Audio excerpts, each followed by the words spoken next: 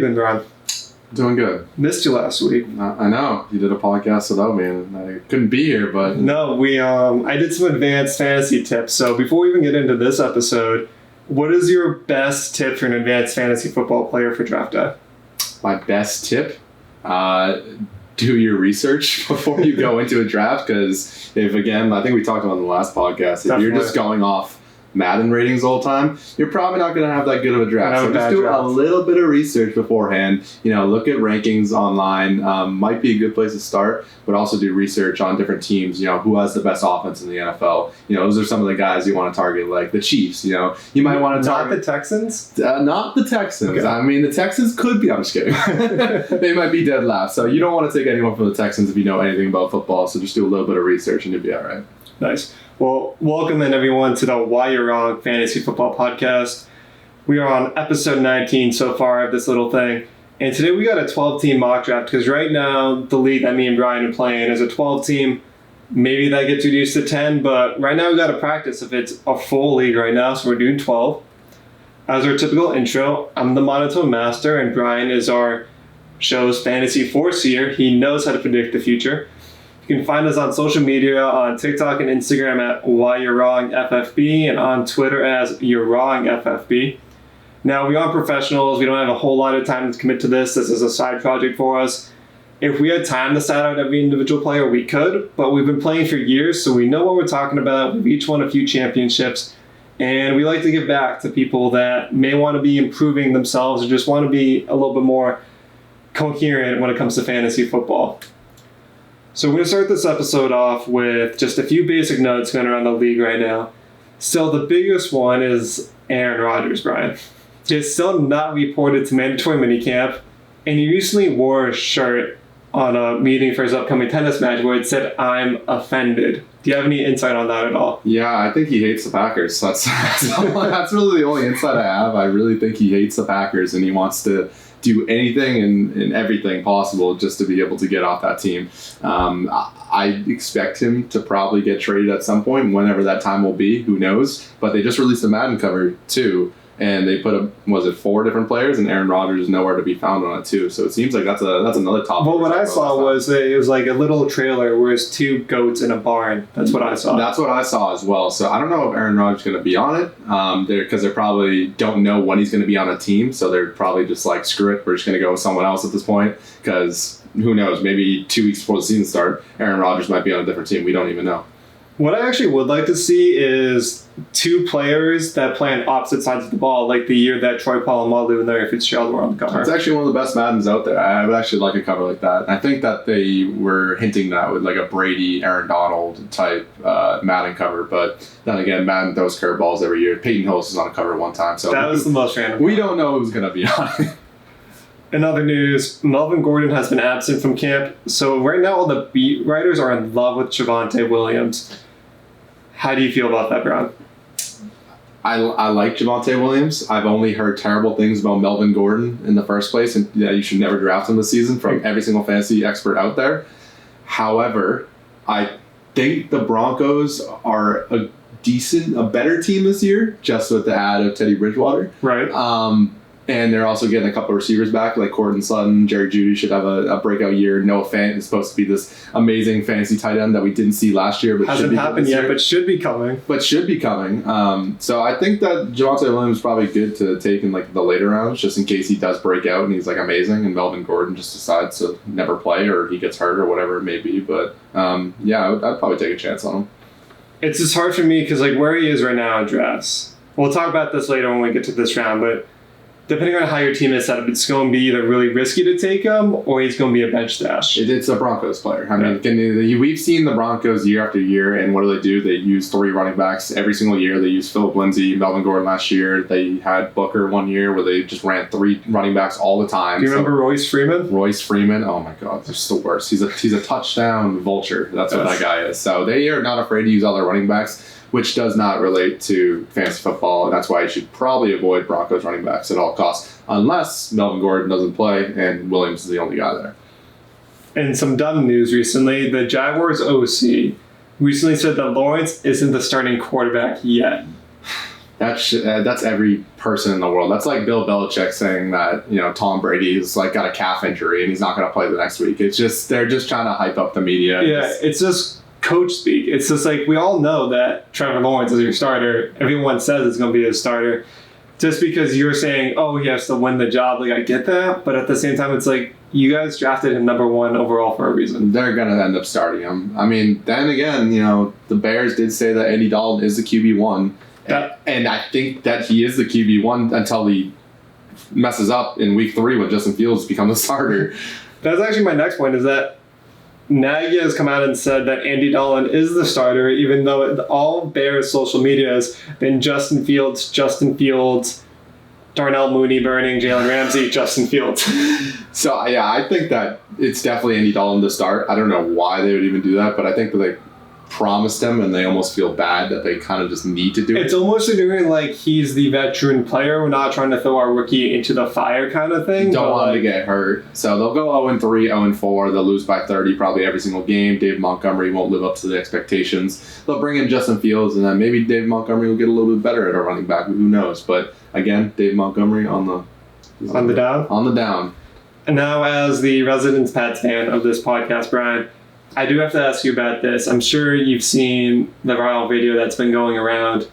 Recently, Bill Belichick has hyped up Cam as the starter, but there's been a video from training camp of Cam Newton missing just a wide open, no defense cover throws, and Mac Jones, wearing the number 50, has been hitting them spot on as any quarterback should.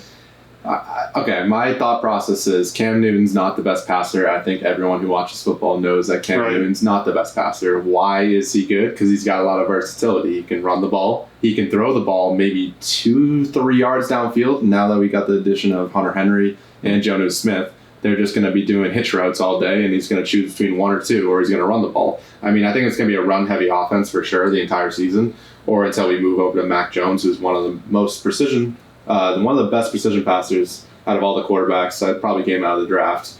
But I think Cam will be okay for a little bit. He'll probably be more running than passing, but I'm cool with it for now. Okay. Now it's time for our mock draft, Brian. We're just going to take a quick little break for me to set all of this up. Let's do it.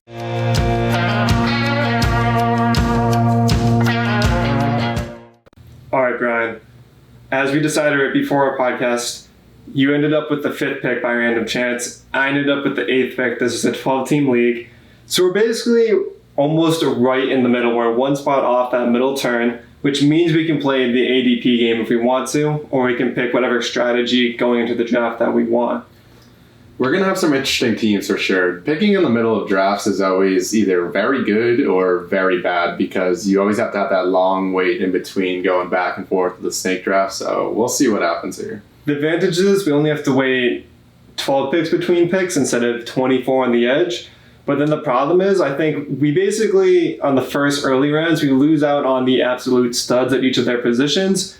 But in the middle and later rounds, we get to play the game of taking guys where they fall instead of having to reach for players because we know they're not going to come back to us on the sides. Yeah, that's a good point. All right, so we're going to start this draft. Okay, so the start of the pick, just AI went Derrick Henry. Dalvin Cook, Derrick Henry, Christian McCaffrey, Saquon Barkley. So, Brian, you're sitting here with the 5th pick. What are you going to do? Well, every single person I've talked to, or not even talked to, just listened and researched, is this entire draft is so RB heavy that if you don't take RBs earlier, you're going to be so screwed in the end. So I don't love it, just considering I don't know who's going to be the quarterback in New Orleans, but I'm going to take Alvin Kamara again. The man just scored 6 touchdowns in my championship week last year, so I'm going to go with it and just take it and bite the bullet. Honestly, I got real saved right here because I went receiver, Tyreek Hill, Devontae Adams. I don't think teams, or at least right now, people doing mock drafts or just different websites have not really thought about the fact that Aaron Rodgers could leave. So Devontae Adams and Aaron Jones are still as if Aaron Rodgers was on the team. So I think I'm gonna lean Nick Chubb right here just because Jonathan Taylor has been rising on boards, but for some reason your pessimistic outlook on Jonathan Taylor has affected me. So I'm going to go with Nick Chubb. He does have his ceiling capped because Kareem Hunt, but his offensive coordinator is super run heavy, and they have a great offensive line, so Nick Chubb is going to get the work that he should get. He's a touchdown machine. That's a good pick. So the next players off the board with Jonathan Taylor, Ezekiel Elliott, DeAndre Hopkins, and Aaron Jones to round out round one.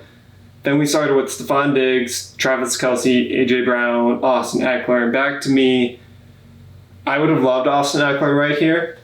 The fantasy player, I know that Nick Chubb isn't going to get a lot of passing work, so Austin Eckler is the perfect reception back to have that nice, easy balance. But now there's a bunch of guys on the board, so I need to go with this player, and I've taken him earlier in mock drafts, and he's my champion. So I know if I don't take him here, he's not going to get back to me. Even though there's talented receivers on the board, I want talented running backs on my roster. I'm going with Antonio Gibson. Of course. Wow. Okay. So I'm pretty glad this happened. Okay. Again, like I said before, after this running back, it drops off significantly. So if you do not take him, you're not going to have a pretty good 1-2 punch. So I trust him. I trust this guy this season. I think the offense is going to be great. I'm giving him one more chance to be great. Okay. And I'm hoping so. So I'm all aboard the Joe Mixon train this year. Joe Mixon. And I'm going to take him with this pick. So recently their head coach came out and said that they don't want to have Joe Mixon on the field for third down. Do you? I don't believe that. You don't believe it? Don't believe it for 1 second. Because then it went Joe Mixon, Michael Thomas, Justin Jefferson, Calvin Ridley, Allen Robinson. Starting around 3, you had George Kittle, Keenan Allen, Patrick Mahomes, Miles Sanders. I do have a question for you, Brian. Now that Julio Jones is officially gone, how do you feel about Calvin Ridley? Do you think he still has the insane amount? Like, it's clear that he's now the number one receiver.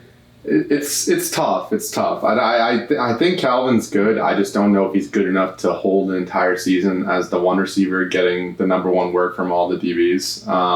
I think he still will be productive. I just don't think he's going to put up the same numbers as he did last year. But still good pick in my sense. But now it's my turn again. I got to pick again. So now I have 2 RBs. Again, I don't believe the whole Joe Mixon thing. I think the Bengals are going to be a very good offense. I think Mixon's going to score a ton of touchdowns this year. With the addition of Chase, the offensive line is actually like one of the best in the NFL this season. I think that's a great pick. But now I got to go wide receiver. It doesn't seem like we got too much going on here. I could take Julio. So right now there's 4 guys on the board until my next pick. Right now on the board there's 2 guys. I really want one of them to get back to me. So it's going to be completely up to your pick right here because I think you're going to pick one of the 2. I'm going to take this guy, and I'm kind of happy with it. I never really thought he was the biggest stud, but he's proven me wrong, and he is actually very, very good in fantasy football.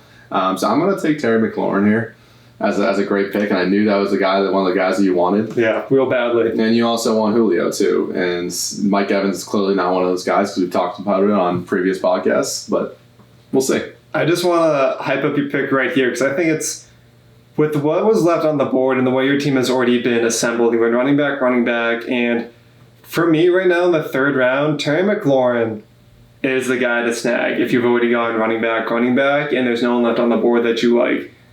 He had fantastic years with Dwayne Haskins as his quarterback. He now has Ryan Fitzpatrick, who super heavy targets his number 1 wide receiver. So everything is aligning for Terry McLaurin to just have a lightning year, and I'm jealous of your team as it's spelled right now. It happens. I like the Terry McLaurin pick. I think he's also going to have an amazing season with Ryan Fitzpatrick. They got the addition of Curtis Samuel, too. I also think Curtis Samuel could be a sneaky play later on in drafts, but that's also another thing that we talked about. So then it went DeAndre Swift, Najee Harris. Najee's been creeping up in fantasy boards recently, and I totally understand that he's an amazing talent on running back, but here's my 2 big red flags when it comes to Najee Harris for me. He's on the Steelers, whose offense totally depends on if Big Ben can throw the football this year or not, and that is a big question mark at the moment. I won't really be able to make a good judgment call on that till the preseason and you can actually see Big Ben with some real reps. The second big red flag is that the Steelers have the hardest schedule in the NFL this year. They also have one of the worst rated offensive lines in the NFL. And if defenses know Big Ben can't get it done through the air, then where's Najee Harris going to go with 8 guys in the box? Exactly. And it's funny to think that people thought, like Le'Veon Bell days, they used to have the best offensive line in the league, and Le'Veon Bell was so good behind that offensive line. Now we're talking about the worst offensive line, and we're talking about the hardest schedule this year. Probably going to end up being last in that division and playing from behind most games. I don't see Najee Harris doing that great. Still going to put up numbers for sure. Oh, for sure. But I think he's definitely guaranteed RB2. There is a path for him to be an emerging RB1 if defenses forget that he's a talented running back. You could have the year like Saquon Barkley had his rookie where he just tears it up because he's talented. But the reality is he's not in the best offense. Like, it was the best team for him to go to because they really needed a running back. But with the way their offense looks right now, I don't have a lot of trust in him. And so the other guy I really want is still on the board. And it's really easy. Everyone hated on him last year because everyone was super disappointed with how his year turned out. He still had over 1,200 yards. He just got robbed of a few touchdowns. He's currently on one of the most high-powered offenses in football. And to just have this 3-headed attack at running back, Bryan, on my team in a 12-team league, I can't pass up having Clyde as my third RB. Put him in your flex spot. I mean, it's a good pick. Julio's kind of a question mark there. There's some guys that you could take a receiver to that might come back on this end over here, but we'll see what happens, how these guys draft. I think I might get lucky and get the guy. One spot. I really wanted Darren Waller to follow me here. I knew you would. Because having the difference maker of Darren Waller at tight end is huge. That's like basically starting off every week with an 8-point advantage over your opponent. He's basically a wide receiver 1 in a tight end spot, and he was so close to falling to me. But this is the whole point of doing mock drafts, is to figure out who I want to take when the guy I really want doesn't get to me. And I'm going to go with the guy who got the most amount of money in free agency this year. He should be force-fed the ball, and in years past, if he fell to this round, to be an incredible steal. So I have to go with Kenny Golladay here. Not a bad pick. When Josh Jacobs, Robert Woods, and now it's back to you, Bryan. Thank God Josh Jacobs got taken, because I would have not taken him whatsoever. Now we're in a tough situation. I mean, I'm not gonna lie, I do like CeeDee Lamb, but like I don't love CeeDee Lamb. That's my problem. I know it's gonna be a high-powered offense with Dak back.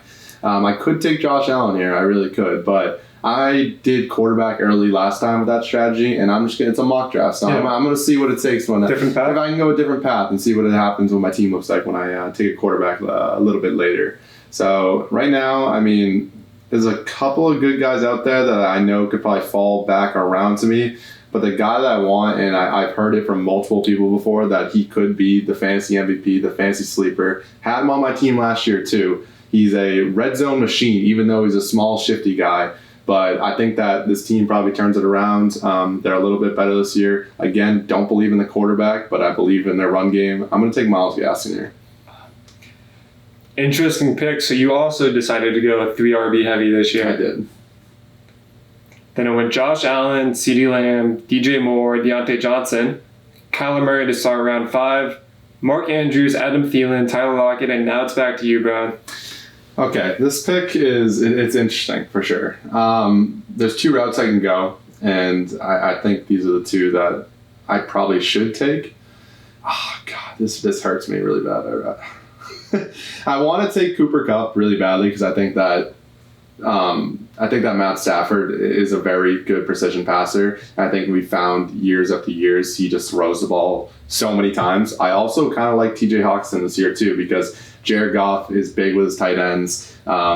He's a short passer. They're going to be playing from behind multiple times a year. They don't have any receivers to throw to. That's the big point. Marvin Jones is gone. Kenny Golladay is gone. The only one left in the room is TJ Hawkinson. Yeah, I had TJ Hawkinson last year. He's a consistent 10 to 12. Last year, I think he bumps it up to around like 15 to 20 this year. I'm going to take TJ Hawkinson and just get one of those good tight ends now. Then it went Lamar Jackson, Kareem Hunt. So I'm also in this kind of boat where I didn't get Darren Waller. And right now it's hard for me because there's 2 guys that I would love to draft here. I wish I could draft them both. I know that only one of them I can put on my team. And it's one of those things where I really want a difference maker. There's basically two guys in this round. If they're here this late, I'll take them. If they're both gone by this point, I have no problem picking the other player on my board. So I'm going to go with the difference maker because he's on a high-powered offense and his defense is still absolutely abysmal. So I'm going to go with Dak Prescott because he's going to have to put up points this year. It's a good pick. The other guy I really wanted to win right after him is Cooper Kupp, who you just talked about. And as you can see afterwards, it went James Robinson, Chase Edmonds, Brandon Ayuk, Mostert, Travis Etienne, Damian Harris, Melvin Gordon, and those 5 running backs I just named are the reason why I think both of us win RB heavy to start, because you don't want to be stuck with having to choose between one of those 5 guys who's at his best is going to be an RB2, but you really have no idea the workload for any of those guys going into the season. It's funny James Robinson and Travis Etienne go so close to each other because there's just such a big question mark in that backfield. Exactly. Who are you taking? I'm back on the clock. There's a list of guys on my team. But before I even pick, I just want to go back to the whole Cooper Kupp thing with Matthew Stafford. With Matthew Stafford being new there, Matthew Stafford has never been an elite fantasy quarterback the past few years, but he has still been able to provide 2 talented wide receivers in the top 24. So the thing is, since we haven't seen it yet, we don't know who he's going to pick between Robert Woods or Cooper Kupp to be his guy.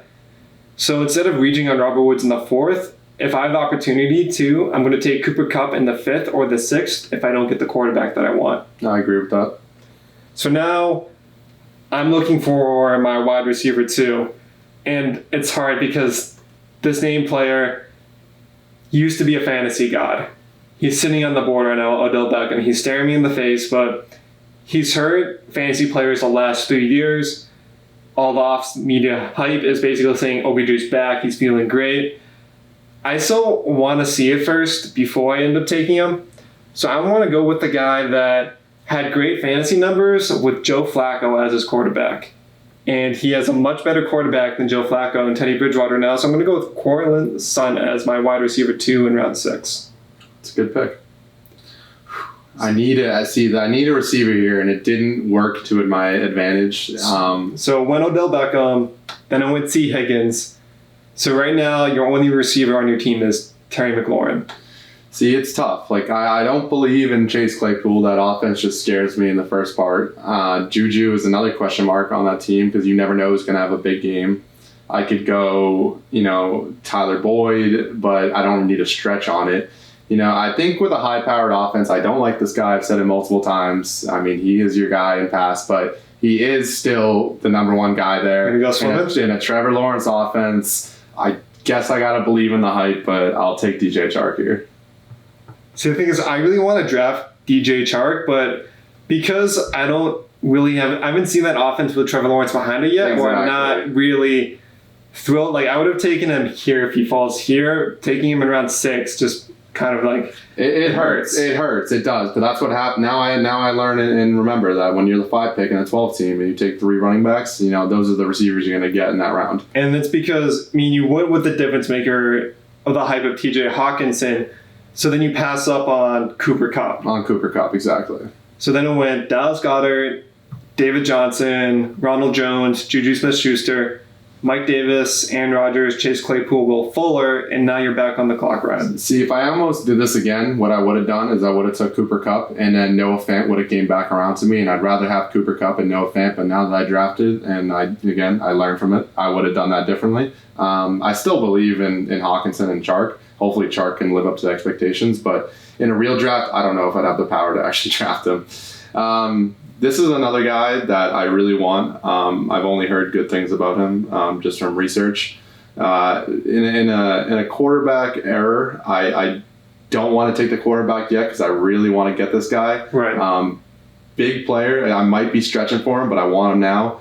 I'm going to take Robbie Anderson. I've only heard great things about Robbie Anderson with Sam Darnold, the reconnection coming back. I think that offense is going to be great with Christian McCaffrey coming back too. It's a really good pick, and in case DJ Chark is terrible, I think Robbie Anderson fits in well there. I'm going to hate drafting against you on draft day because Robbie Anderson is my target for the 7th round. because of everything you just said, and with the coaching stuff that he has now, they've turned him more into a PPR like reception guy. So if he has the season he had last year and he scores touchdowns this year, he's going to be outperforming guys in the 5th, even 4th round. I totally agree with I that. find him equivalent to DJ Moore. The only difference was last year DJ Moore got the touchdowns, Robbie Anderson got the yardage. But with the way that their coach uses them, I'd much rather take the value of Robbie Anderson in the 7th than have to take DJ Moore in the 4th. I almost stretched on Robbie Anderson before the DJ Chark pick. That's how much I believe in him. That is, honestly, with the receivers on the board, I'd rather Robbie Anderson. I knew he was going to fall back around because I saw him as the 85th ADP, so I was like, there's no way he's getting taken for that. In a real draft, I might have thought a little bit differently. So now we're in a position where I'm looking for another pass catcher. I could take Noah Fant, but last year when he was the only option there in Denver, he still didn't have a very good year. So I'm still very bold. Like, I'm bearish on Noah Fant right now until something happens. Maybe he has a connection with Teddy Bridgewater. None of the running backs on the board are ones that I want. I already have my quarterback. So now I'm looking at receiver or a pass catcher. So I'm looking at Deebo Samuel. He's great when he's healthy and on the field, but he's never been healthy for the entire season, so he's a big question mark for me. Brandon Cooks will be a target monster this year. He's going to be one of those guys where he's the only option, so he's going to have to get the targets, but there's been games where, I'm blanking on his name, quarterback of the Houston Texans. Joe Flacco? No, not Joe Flacco. He got hit with the injection last year. I can picture him, but his name isn't coming to me. Deshaun Dotson. Deshaun Watson, yeah. No, Deshaun Watson. I'm not talking about Deshaun Watson. Oh, you're talking about... It's actually blanking me too. Yeah, it's someone we both know. He just played for the Browns. He's just on the Chargers. Tyrod Taylor. It's because I knew his first name. He's been almost arguably on more teams than Ryan Fitzpatrick. He's been on like every team, I feel like, and he just continues to get hurt with injuries year after year. I mean, the injection thing last year was just a crazy thing. So like that, that's basically what's hard for me. So there's another receiver on the board that I want, and where this other player is going right now in drafts, I doubt he's going to be going this late. So I'm going to take this will be considered a reach right now in standings. But I haven't taken a tight end yet, so I'm going to go reach up and take Kyle Pitts in the 7th round. It's a good pick. High-powered offense in Atlanta. I think he's going to be a pretty big stud. He's going to score a lot of touchdowns. I mean, I think the 2 highest scorers on that team. I mean, also they got Mike Davis too. So they got Mike Davis, Calvin, and Kyle Pitts. I think it's a good pick. So right now, I might actually be doing you a favor right now, because I know there's a guy on the board that you really like, and I think you're hoping he comes back to you right now. But just talk about after Kyle Pitts went Herbert, Samuel, Jalen Hurts, Noah Fant, Tom Brady in the 8th could be a giant steal this year if you have faith in Tom Brady. Leonard Fournette, Brandon Cook, Zach Moss, and it's back to my pick. It's like one of those things where I keep seeing him ranked as a top 20 wide receiver, but until preseason, I don't want to believe it. I want to go with a guy who has now an upgrade at quarterback, one of the most targeted wide receivers last year. I want to go with Jerry Jeudy with my pick right here. I like that pick. Yes. Okay. I love this guy. I loved him at college. I want to take him now. It's not that big of a stretch. He's going soon. I probably won't get him on the back end, considering this is a draft where it wouldn't get taken. I think I can still wait on a quarterback too, the quarterback that I do want. And it seems like he's going around the 10th round or so right now. So I have an option between Tyler Boyd and Jamar Chase. I do love Tyler Boyd. I think he's a great pick. But I personally and truly believe with the connection that these guys already had in college, I'm going to take Jamar Chase. I think this man has over 1,000 yards and over 10 touchdowns this season. I would highly recommend getting him in drafts. So speaking of quarterbacks, you are one of 2 teams yet to take a quarterback. So I'll be interested to see when you make that decision. There's one guy I want, and I'm probably going to take him with my next pick. So after Jamar Chase, I went his teammate Tyler Boyd, Logan Thomas, Tony Pollard, Jarvis Landry, Javonte Williams starts round 9, Corey Davis, Devin Singletary, Mike Gesicki. This team took 2 tight ends. You shouldn't be doing this. Now Bryan's back on the clock at the 9.5. See, again, this quarterback, I think that since everyone's really got a quarterback here, I'm the last one to take one. I don't know how this is going to play out in a real draft. I would wait till my next pick, and I probably still will wait for the next pick because there's two guys I really want at my quarterback. They're not amazing picks, but they're good enough to be able to be fantasy quarterback relevant. See, this pick's tough. Again, I already talked about him earlier, and I think that he's a good pick. People I got on board is Naheem Hines, Robert Tonyan, Joe Burrow, Curtis Samuel. Brown, not great picks going on. And the more and more I look at it, it's like I have to do this. And I think I'm going to take Curtis Samuel, even though I already have Terry McLaurin. And I'll just use him as a bench stash for now. Could use this trade bait too when people realize that Curtis Samuel was actually very good. Right. Then I went Joe Burrow, Marquise Brown, and now it's back to me. So it's kind of interesting, as you were saying, with the guys on the board, there's no one really jumping out to me. There's no one really where I'm like, I need to have this guy on my team. And with the way I know some of these teams like to draft, I know I have to take both of these players before it's your pick again.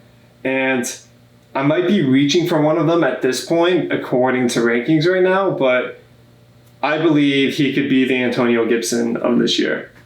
So I'm going to take him in round 9. I'm going to go all the way down, and I'm going to technically reach right now for Michael Carter because I believe he will take over the backfield role with the Jets. It's a good pick. Then I went Ito Smith, Robert Tonyan, Gus Edwards, Devontae Parker. Then a run of quarterbacks. They really went quarterbacks. They did. This would never happen in a real draft, but okay, I guess I got to deal with it. Went Stafford, Ryan, Mayfield. You do have to be prepared for the random players to pick 2 quarterbacks just because they think they need a second quarterback, which you don't. All right, back to my pick right now. Middle of round 10. There's a bunch of guys on the board that Sleeper thinks I should take or any other platform thinks I should take right now, but there's a guy that I'm going to reach for a little bit right here, and it's because he's on a super high-powered offense, has not lost a step. He's one of his quarterback's favorite targets. Actually, led the receiving corps in receptions when he joined the team. In the 10th round, I'm going to be going with Antonio Brown. That's a good pick. Oh, he did fall to me, thank God. So in a real draft, let's just clarify, I don't think these guys would have taken 2 quarterbacks this early. The 2 top targets that I was waiting on was Matthew Stafford and Ryan Tannehill. And it seems like Ryan Tannehill actually fell to me, so I am happy with this. I'm going to have to take Ryan Tannehill here because he probably will be gone the next pick if I don't. And I do need a quarterback since I've waited so long to draft one. But again, with Julio Jones added on, A.J. Brown, I think Derrick Henry is going to be a monster this year. You're never going to know with that play action. I think Tannehill is just a fantasy monster. Tannehill was a top 10 quarterback last year, and honestly, the Julio Jones things, even though it helps Derrick Henry, it really boosts the fantasy output for Ryan Tannehill going forward. Okay, so now I've already drafted 5 receivers. I mean, I have my quarterback, I have my tight end, and I got my 3 running backs. I almost feel as if I need to take another running back. However, the running backs are not looking so good right now. So I think I just need to go with the best possible option. And right now, it's not looking too good. Again, this is another guy. I'm high on these guys, these college guys. It's a little bit of a stretch from here since there's not many great picks left. But I'm going to go ahead and I'm going to take Jalen Waddle because I do think that he has all the talent in the world. If Tua can get a little bit better passing, I think that he could be a huge fantasy player this season, and it could be used as trade bait if needed. And on Mike Williams, Jonnu Smith. So I think Mike Williams is also another good late round target. If Jared Cook can't live up to the hype and take over the Hunter Henry role, I think Mike Williams is the next in line to take over. I mean, he's had a season with over 1,000 yards. He's had a season with 10 touchdowns. If you get some help, put those 2 together. He's very streaky. That's what it is. It is. It's like one of those, it's a boom or bust kind of position. Mm-hmm. And he's basically, you're throwing him into your lineup unless you see otherwise during the season. Maybe he forms a connection with Justin Herbert, but we'll have to see. Now with me right now, I've got my team the way I like it. I've got 4 running backs. I've got 4 receivers. I've got a tight end. It's very balanced right now. So I'm in a position where I want to take the best player available. And right now, there's a lot of tight ends on the board I could go for. There's a handful of receivers. And I'm kind of in the point where if Justin Fields becomes the quarterback, this guy, he has the ability to get open, but he's never had an ability to get hit in stride because his quarterback can never get him the ball. I'll take Darnell Mooney with my pick in the 11th round. It's a good pick. He might try to fight some players too, but for fantasy reasons, he's quick, he's athletic, he's always been hyped up ever since he came to the league. So this could be his breakout season if Fields comes in. So right now, this should be one of my few last positional picks. The 12th round, there's not a lot of guys on the board. I'm really just taking someone that I believe in, or this could be a valuable time where if I have a big running back who has a legit handcuff, I'd be reaching for a handcuff. So if I have a Dalvin Cook, I'm taking Alexander Madison right here. If I have Christian McCaffrey, I'm taking Chuba Howard. And right now, the problem is my main running backs are Nick Chubb, whose handcuff as Kareem Hunt goes in round 5. Antonio Gibson, his quote-unquote handcuff is J.D. McKissick, so I could take J.D. McKissick here, but I feel like the offense completely changes if they lose Antonio Gibson. And Clyde Edwards-Helaire. So I could take Darnell Williams if I really wanted to, but I'll make that decision when it comes closer to draft day. So right now, I think with the current situation, I'm going to go with a guy who could be a potential breakout wide receiver. So I'm going to go with Henry Ruggs in round 12. I like that pick. Goes Cole Kmet, Marvin Jones, and now back to you, Bryan. So now I have 6 receivers. I have 3 running backs, a quarterback, and I have my tight end. So now we're getting down to our last 2 positional players before we start talking about kickers and defense. At this point, I almost need a running back, and the running backs that are left are people like Alexander Madison. Again, could be a handcuff for Dalvin Cook. Don't really love James White. I do love him as a player just for the Patriots because I'm a Patriots fan. But don't really love him for fantasy reasons. Tevin Coleman's not great.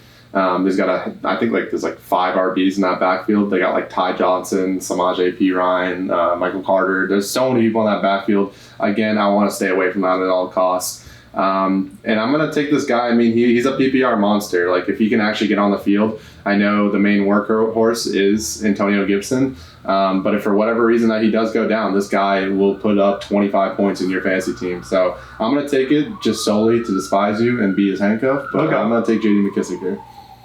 So here's the thing that people, if you love J.D. McKissick from last year, you were in love with how many receptions that he was getting. Of course. But the thing about that is when you had Alex Checkdown Smith, who was just throwing to J.D. McKissick every single play because he had no one to throw the ball to. Terry McLaurin was covered, and he was also injured down the stretch.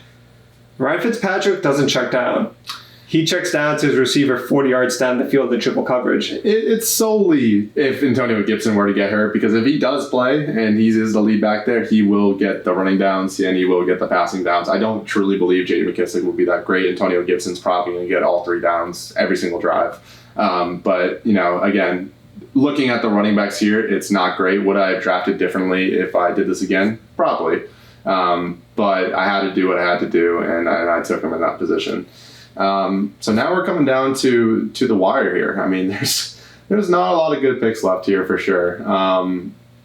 Again, I could go another running back. I could go another wide receiver. Or I could just, stack up on quarterbacks. And if I don't believe in Tannehill, he's not that great. So I'm going to take this guy and just hope that, he could be the best player in the league, could be the MVP, could be the rookie of the year. We don't know. I'm going to draft Trevor Lawrence here before I start picking my kickers and defense. And we're going to take him just in case he is a monster.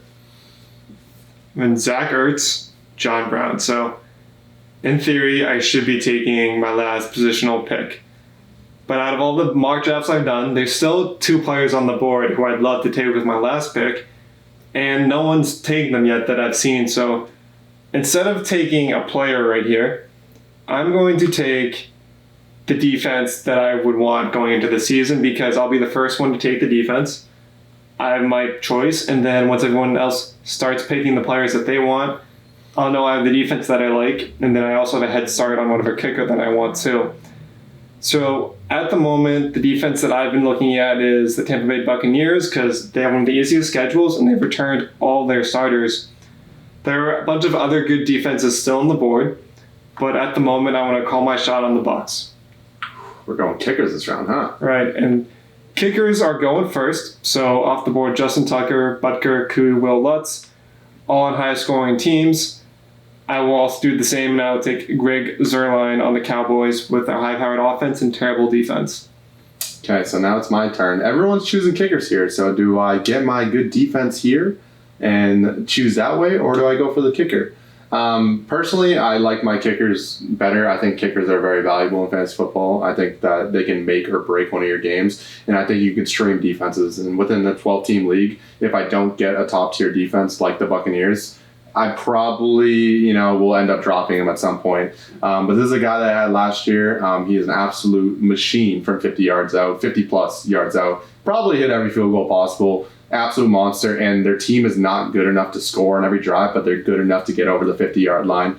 And I'm going to take Jason Sanders here because, I think the Dolphins are good enough to get over the 50-yard line, but I don't think they're good enough to score every drive. That's very controversial to your Myles Gaskins and Jason Waddle. It is, but when they do score, it's going to end up being those guys. Yeah. I personally think the Dolphins are a good team. I just don't think they're there yet. But then again, could be proven wrong, so we'll see. They'll put up points for sure. Okay. For defensive stake, I got guys here. I haven't really looked at the schedule, so I don't really know.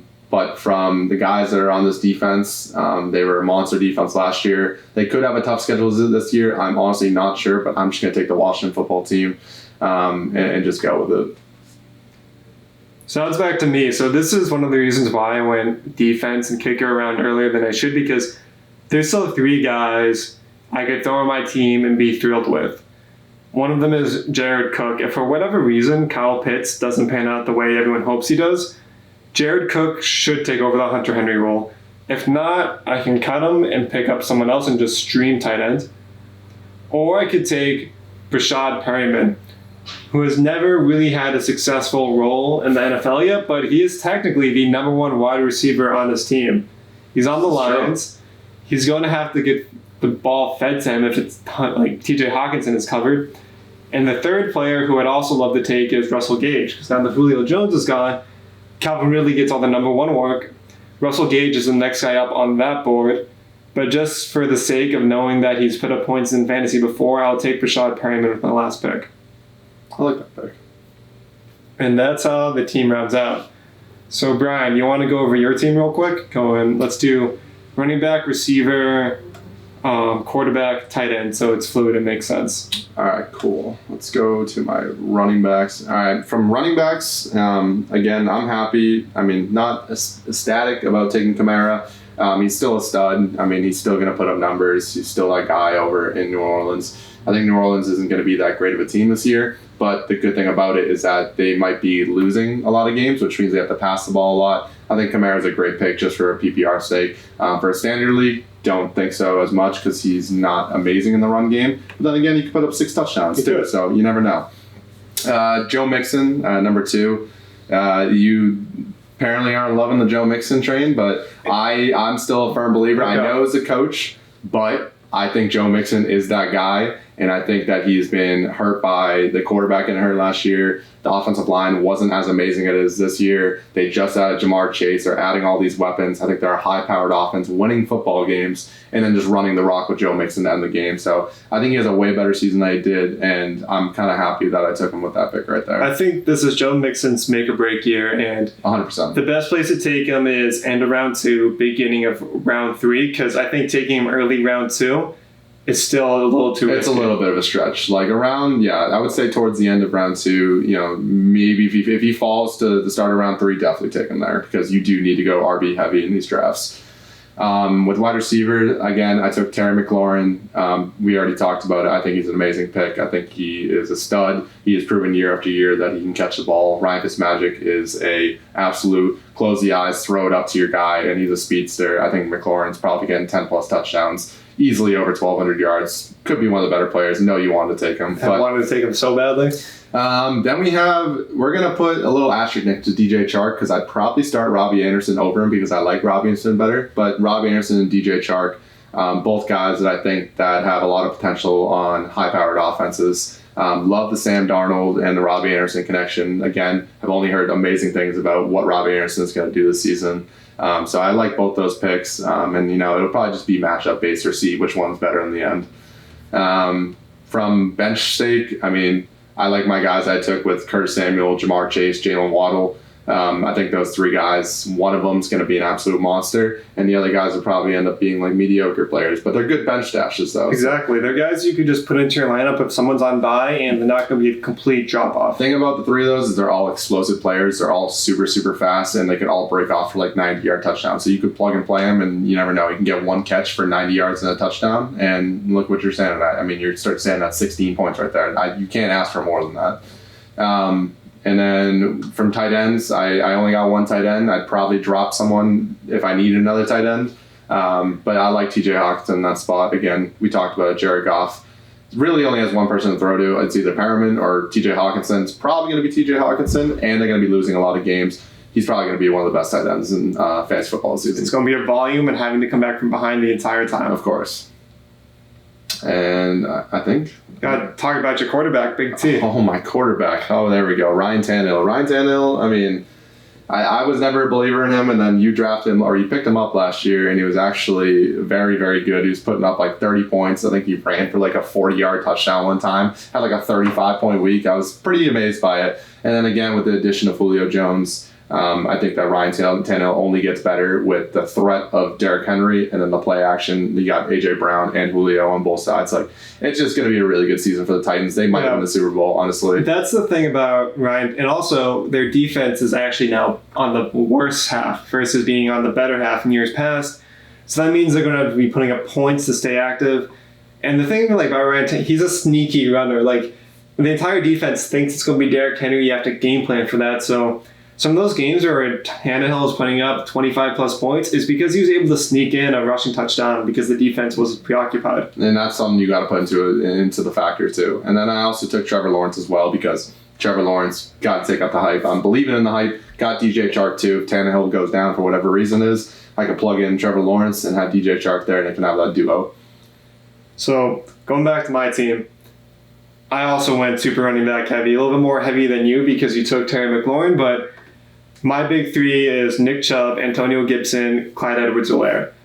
I would not be able to wait for the matchup where my opponent looks across my board and like, great, I have to deal with Nick Chubb. Antonio Gibson's going to put up points. I don't care what some of the haters out there say. And then you go down to like their flex position. You're like, okay, what's my flex I have to go up against? Oh, the starting running back from the most high-powered offenses in football. Give me that matchup every day, Bryan. I like that. No, it was good to go heavy RB because it really drops off. Because I think Clyde Edwards-Helaire is like, he is the line between you go from like a good running backs in the first few rounds to then you're dealing with a lot of, I have no idea what's going to happen. I shouldn't be taking a running back here. Basically, for round 3, Najee Harris, Clyde Edwards-Helaire are like the only two out of the entire group who you should be taking with confidence. If both of those guys are gone, just go to wide receiver and pass catcher at that point. And then just for the potential breakout, took Michael Carter. And if I had picked a big running back, let's say a Dalvin Cook or Christian McCaffrey-esque player, I would have taken his handcuff with my last positional play just to make sure if one of my big guys goes down, I'm not losing that production. Wide receiver, because I went running back heavy, and Mother Darren Waller did not fall to me. I went Kenny Golladay, who Daniel Jones is not the best quarterback, but they paid him all the money. They're going to force him the ball throughout the game. Cortland Sutton, not the best. Like, his year that he should have broke out went down due to injury, missed the entire year, but Teddy Bridgewater was able to supply DJ Moore and Robbie Anderson. Cortland Sutton can easily be a top 24 wide receiver. And even though I also took his counterpart in Jerry Jeudy, that just means one of those two guys should be successful as my wide receiver too. Then rounding out, I took a bunch of guys who could also break out, such as you, Mooney, Ruggs. Perryman is only a volume play, but taking Antonio Brown in round 10, even though the Bucs wide receiving core is so crowded with so much talent, that's why we're not taking Godwin or Mike Evans in round 3 or 4, but I'll take one of those guys in round 10 who's proved to be one of the best NFL wide receivers in league history. Antonio Brown's a good pick. He's always a good pick.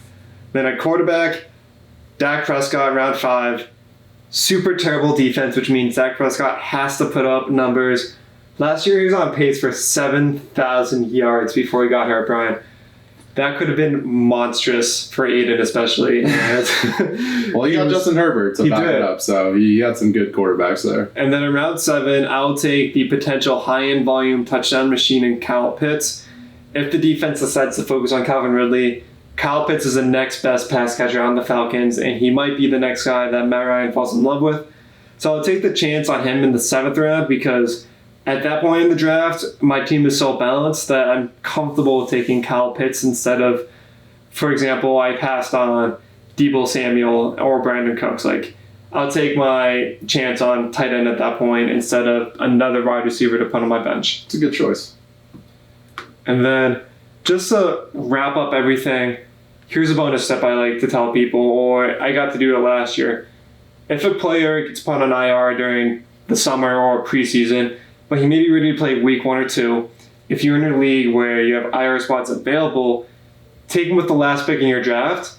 And then if you have a terrible waiver wire pick, you can put this guy in your IR spot and then have a bonus player on your roster that you don't have to cut until your IR spot guy comes back. I totally agree. I think that's a great strategy too, because an IR spot's not going to hurt you, and it's better than, it's like, do you want to take Rashad Perriman or do you want to take the guy that might not even come back till week 6? I'd rather take a chance on that, put him in my IR, and give you a better chance at a fantasy football championship when you do reach the playoffs, because he's probably a stud at that point. But then again, a couple months till the season starts, so anything could happen at this point, but, just be cautious of it. Right. And to wrap everything else up, for all the news, this is when you're going to get a lot of training camp buzz, so the headlines that you see aren't trustworthy. Coaches are going to be trying to mislead the media. The media is going to be trying to hype up their new players. It's going to be a lot of BS and nonsense. You just have to weed through all of it. And just honestly, you follow the money and you follow what the team is doing with each player, not what the media is saying. Agreed. Any last final notes you want to throw in, Bryan? No, I think this is good. The second mock draft in the books and more to come. Awesome. Well, we don't have beer, so here's our imaginary cheers. Cheers.